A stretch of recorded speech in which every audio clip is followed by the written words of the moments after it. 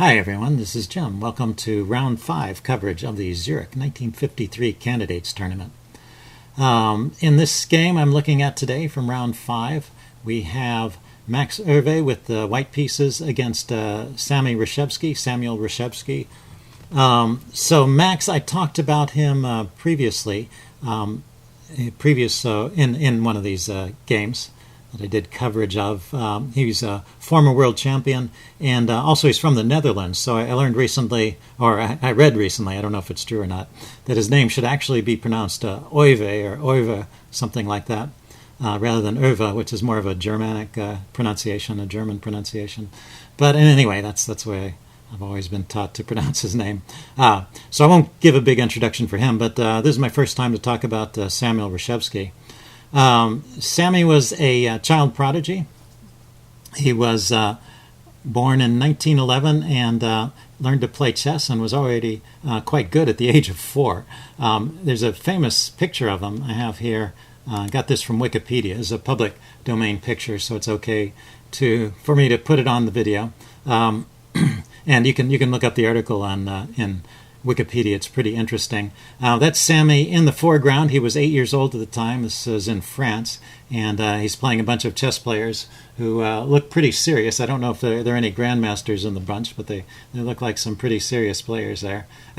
Anyway, I think that's a fascinating picture from, must be, if he was born in 1911 and this is, he's 8 years old, it must be around 1919. Anyway, just had to show you that. It's so cute. He came to the U.S. when in 1920, and his parents took him around the country, giving chess exhibits and simultaneous exhibits and matches, and made a living basically off of him. And they got in trouble with Child Protective Services for not seeing to his education properly. At some point, a wealthy benefactor contributed to their living so that they could see that he got a proper education. In any case, he went on to be quite a strong chess player, but also in those days it was hard to make a living just playing chess. I don't think it was quite possible.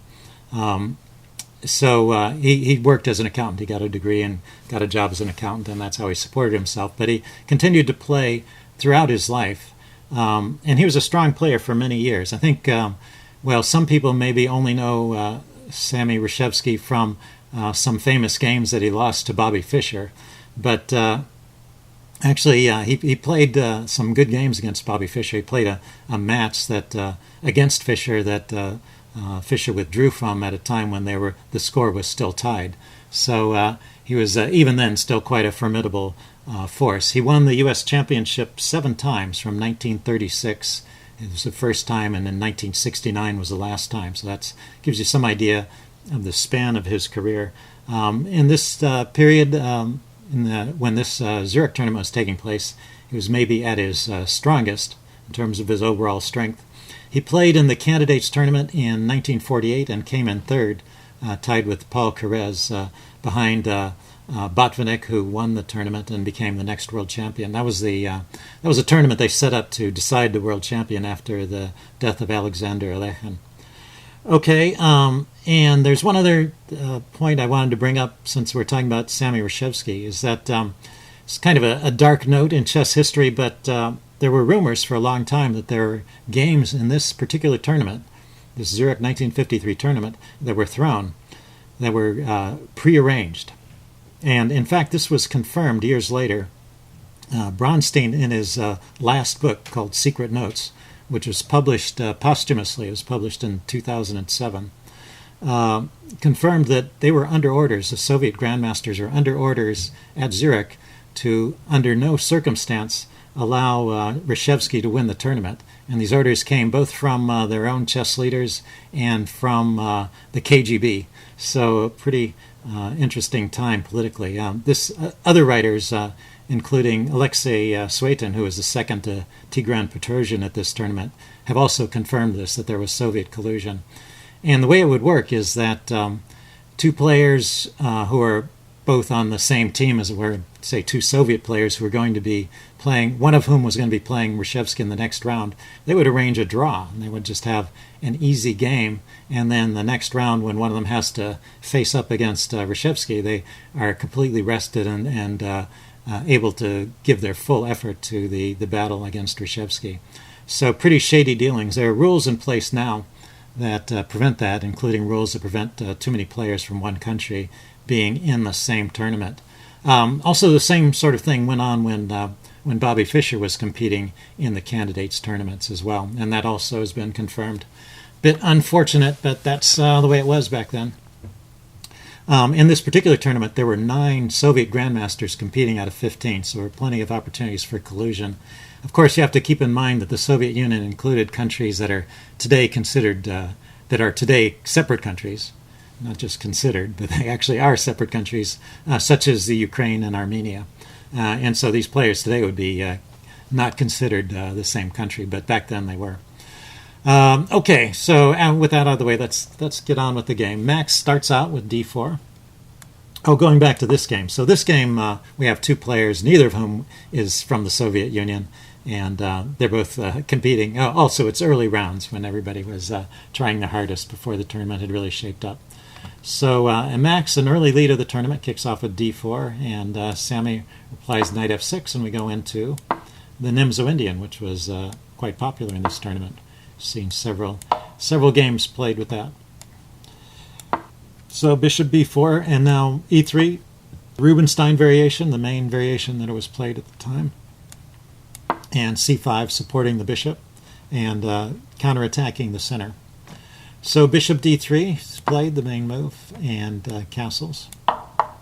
And now white plays a3, the samish variation, kicking the bishop and encouraging this exchange,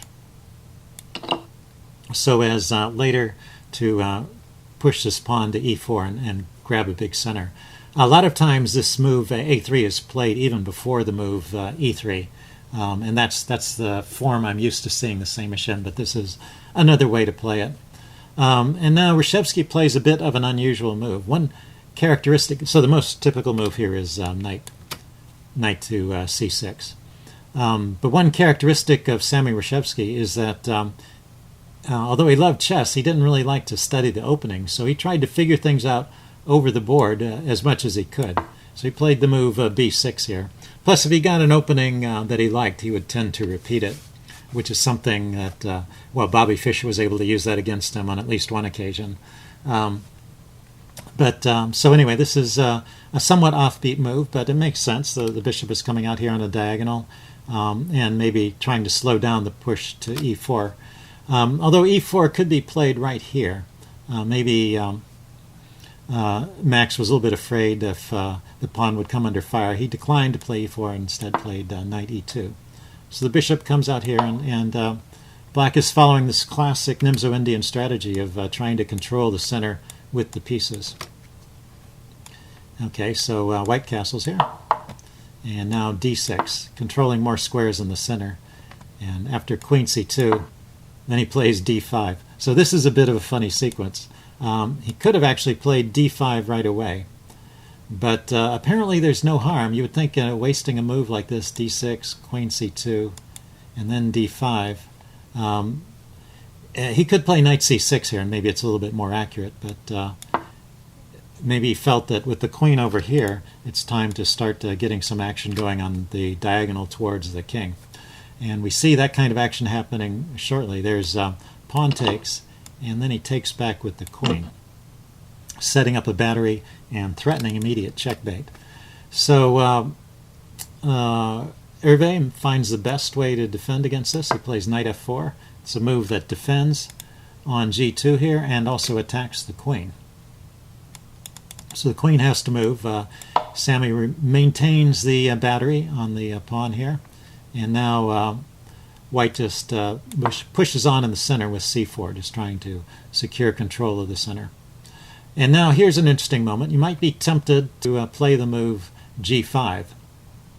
If you want a chess puzzle, you might want to think about this for a while and decide for yourself if the move g5 is a good move or not. The obvious idea is that after g5, the knight has to move, and then you checkmate him. So do you think that's the case? Here, I'm going to give the answer away. If you play g5, cancel that. If you play g5, the knight doesn't have to move. White can throw in the move d5, hitting the queen first. And now there can be an exchange here. And you're still hitting the queen, so there's no time to take the knight. But you can grab the pawn. And then, let's see. There's different things here. There's bishop takes h7. There's also just taking the knight. And still bishop takes h7 is on. In this line, yeah, I guess, well, let's go ahead and throw this on the board. King to h8 is probably best. In this line, 1, 2, 3, 4, 5, 1, 2, 3, 4, 5. Yeah, the material is even, but white has the bishop pair. He's going to play f3 here. F3 to slow down, or even e4 is playable here to stop this attack along the diagonal. And white is just in excellent shape here. Black's pawns are a little ragged on the king side. His knight's not developed. And it's an open board where white has two bishops. So white is just winning in this game. So the move g4, or g5 rather, this idea g5 to attack the knight and win by checkmating actually backfires and loses. So Sammy notices this, obviously, and takes the pawn here. White takes back. And now we have this so-called hanging pawns formation with these two pawns in the center. They're not supported by pawns on either side, so they can come under attack. But they have certain dynamic possibilities. They control a lot of squares, and if they can be pushed forward at the right moment, they can open up lines for white's pieces. So they're pluses and minuses, but in the long run, these two pawns are weaknesses, and you'll see later they do come under attack. Okay, but both sides still need to finish development, so there's a little bit of an excursion there where there were some immediate threats that needed to be dealt with. Both sides trying to force their opponents' pieces to unfortunate squares. But it's still about even, and now they need to complete their development. So knight bd7, bishop b2, and putting the rooks in the center. Rook f to e8, maybe with the idea of pushing this, but also preparing, you'll see this maneuver later in the game, knight f8, to come around and protect the h7 square. So rook f e1, also, you will see this later, allowing the bishop to come back and retreat to defend against this threat on g2. So rook a to c8, no minor piece movements yet. Sorry, rook a to c8 and rook a to c1. And now knight f8, so the first of these defensive moves. At some point this knight on f6 might want to move, or might just get chased away, in which case this pawn on h7 would be loose. So it's good to have a defender here. This knight is very secure here. It can't be chased away, and it frees up this knight to participate in the game. So the only downside is it's a little bit out of the action, but at the same time, white's got a lot of pieces invested in the attack, and if black can hold off this mass of pieces with just a single knight, that's probably a pretty decent trade-off. And white, with similar reasoning, retreats his bishop back to f1 now, defending against the threat on g2 and allowing his knight to move away from the f4 square. So with the retreat of the bishop, there's no longer a threat on h7, and black brings his knight out, trying to chase this knight away from f4, which is actually an excellent post for the knight, but it's not supported there, so it can't really be maintained there. Bronstein here thinks knight back to d3 should be played, but Euwe played knight takes g6, and actually the modern chess engines agree with Euwe that that's the way to play it. And this has a simple idea of that exchange of opening up the h-file and maybe providing some attacking chances for white against black's king. So after the taking of the pawn, white plays rook to e3 with the immediate idea of bringing the rook over to the h-file. It may have been a little bit smarter here, a little bit safer to play the move f3. I guess he just didn't want to play this way. He was in a mood. There had already been some mating threats, and he was in a mood to make some more. But The mating attack, it turns out, can be defended. So this is a bit of a slower move. It blunts the the attack by the queen and the bishop, and it also takes away squares from the knight and frees up this bishop to participate in the game again. The bishop on f1 could come back to e3. And maybe there are some routes for this rook to get into the game, although this square unfortunately is covered by the pawn. But you could imagine bishop here sacrificing itself on g6 to open up the square h5 for a rook, something like that. So there are still possibilities here after f3, but it does shut down the whole third rank. So you can understand why Max played this rook e3 move. Just get the king over there while the file is open. Get the rook over there while the file is open, I mean. At this point, Reshevsky decides to go after the center pawn. So these two hanging pawns that I mentioned before are now under fire. But they are defended. The bishop is holding on to this one. This bishop is holding on to this one. And white is going for the kingside attack. Queen to e2. And now queen to d6. A little bit of maneuvering going on here. But the queen is getting into position where it can come over to the king side and help defend. Rook to h3. Just directly going for the h-file attack. If the queen could get to this square, there's a mate on h8, which is very hard to stop. But it's not so easy with correct play from black. It's not so easy for the queen to get there. And black chooses the right move here, queen f4, defending all of these squares in the neighborhood of the king side, so it makes it difficult for white's queen to really enter the game. And also putting more pressure on these pawns in the center. Rook to d1 was played here. Now, I'm not quite sure. This pawn was still defended by a bishop, so I don't know if there was really the idea of sacrificing the exchange here just to win a pawn. Or maybe the idea is to be able to push this pawn and shut down the bishop on this diagonal. But in any case, rook d1 was played. And now bishop to a6. The bishop shifts its direction, since this pawn on g2 seems securely defended. The queen, notice, is blocked in the bishop on f1. And so now this pawn on c4 is really under fire here. So rook f3 was played. First tempo gainer on the queen. Queen goes to e4. And rook to e3. There's a little bit of a dance with the queens. I don't think either side really wants a draw at this point. They're both playing for the win. Queen to g4. And now f3, finally, kicking the queen, tiring of the dance of the queens. Maybe black would have settled for a draw. Can't say. But white chose first to interrupt this, so now the queen goes back to f4. And now g3 was played. So this annoying queen has managed to force some pawn moves around white's king, which are a bit weakening, and the queen just retreats back here. So what Bronstein writes is that Reshevsky's clever moves with the queen have induced some weaknesses in white's structure.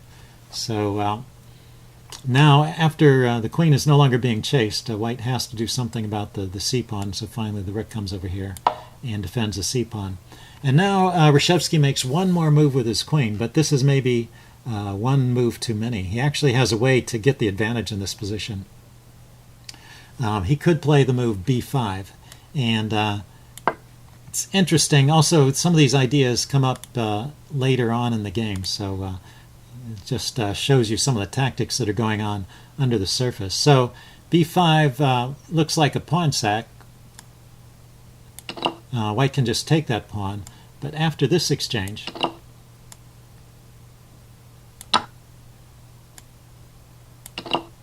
giving up the bishop, there's the move queen e3 check. Picking up a bishop, so pretty clever. That was not spotted during the game. That was came up in computer analysis. So interesting tactic. So these pawns, the weak pawns, you have to watch out for them. But the main idea, if we think about that sequence, it was b5, takes, sacrificing a whole bishop. But after an exchange here, rook takes, bishop takes, the queen is offsides, the bishop is sitting here on c3, and the queen check here to e3 forks the king and the bishop, and it gets a bishop back. So white wins a pawn, but because he gets the bishop back after taking the pawn. But actually, he doesn't win any material. I take that back, because if we play through that again, b5, he gives up b5, and then he takes it back, and then he gives up a bishop, and then he takes it back. But what he's done is he's disrupted white's coordination. He's eliminated the bishop pair, and white is left with a couple of weak pawns here and here. So black has a better structure at this point. Interesting tactic. Okay, so rook c3 here. What black played at this point was queen g5, and the game goes on. So queen f2, defending the d pawn, because the rook now is in the way of this bishop, which was defending it. So white seems to be struggling just a little bit, finding all the correct moves to defend. Rook to d7 was played here, and rook d to c1. Now this move, rook d to c1, was criticized by Bronstein, who recommended a different idea. What he noticed, I'll try to be fair here, he noticed that this bishop is kind of locked in, and he was saying really this bishop wants to go to the f4 square and get on a more active diagonal. So what he was recommending was the move bishop to c1, and if queen a5 here, hitting the rook, then bishop to queen to b2 was what he was saying to defend the rook. But that actually is something that doesn't quite work. So the chess engine says if you're going to play this way, you then have to play bishop to d2 to defend the rook. It's not what he was after. What Bronstein wanted was this position with queen to b2, and then say rook here to c7 lining up, bishop to f4. And but once again, this is something that fails due to tactical reasons, and that's this move, knight d5, taking advantage of the pin on the pawn. So this rook is just under fire from too many pieces. He can't take that knight, he'll just lose a piece, and hitting the bishop. So if the rook moves, then he takes the bishop and completely destroys white's pawn structure here on the king side. So this is really good for black. So Bronstein's suggestion actually doesn't work. Of course, he was making these suggestions in the era before chess engines were around to allow us to check our work. So rook d c1, in retrospect, seems like a very reasonable move, not something that should be so heavily criticized. Okay, rook d to c7 was played, just increasing pressure on the c-pawn. Rook to c2, queen a5. So you see a lot of the same ideas as in the variation pointed out. And now Euwe still has the idea of activating his bishop. So he's lifted his rook off of the c1 square. He just was shoring up his defense of the c-pawn first, which was probably a good decision. But right here he plays bishop c1. And this is just the wrong time to play bishop c1. He needs to do something else first. And there's any number of moves that could be played here. The chess engine is suggesting one of the moves he should consider is just moving his rook back to c1, which indicates this whole bishop maneuver is doomed to failure for tactical reasons. Or a4 is a suggestion, which seems like it's giving up a pawn. Queen d2. Queen d2 maybe is something that makes some sense here. Anyway, bishop to c1 is just a move that loses. And so I gave some of the tactical ideas already. Maybe you can spot the reply here that Reshevsky snapped out. I don't know if it was instantly, but he was a pretty sharp tactical player, so it's not surprising if he found this one. Okay, it's the same move as before. It's knight d5, taking advantage of the pin on the rook. So you can't take the knight, and this rook just needs to move. Well, if the rook moves, let's look at, for example, rook d3. This was not played. Then bishop takes c4 is possible. He's just going to lose a pawn here, and there's no good there's no good that's going to come out of this. That was now he's left with 2 isolated pawns, and black is a pawn up, and has no real great square for his rook. He could drop back to d1, and black exchanges off this bishop. Let's see, white throws in this exchange of rooks and then takes the bishop back. So it's again one of these situations where white has lost the bishop pair, so he doesn't have that advantage anymore. He also lost a pawn in this case, so he's a pawn down, and black is just winning with this really excellent knight here. Notice the knight is on a light square, and so it can never be chased away by this bishop. This knight is a permanent feature of the position, and it's in a great location, so it'll cause trouble throughout the rest of the game. So after knight to d5, Euwe didn't want to move the rook. He chose instead to take the knight. But this is not so great either. Well, this loses the exchange, right? Rook takes, queen takes, so it was a rook for a knight. And now bishop to b2, trying to chase the queen away. Queen goes to b3, and then bishop takes a6, hitting the rook. And you might think, oh, has white gotten his piece back? If it were to stay like this, if you only looked ahead this far and saw that you had 2 bishops for a rook, you might think you're okay. But there's, of course, it's black's turn to move here. You want to spot the tactic. It's just rook to c2. So you gotta follow these combinations all the way through to the end.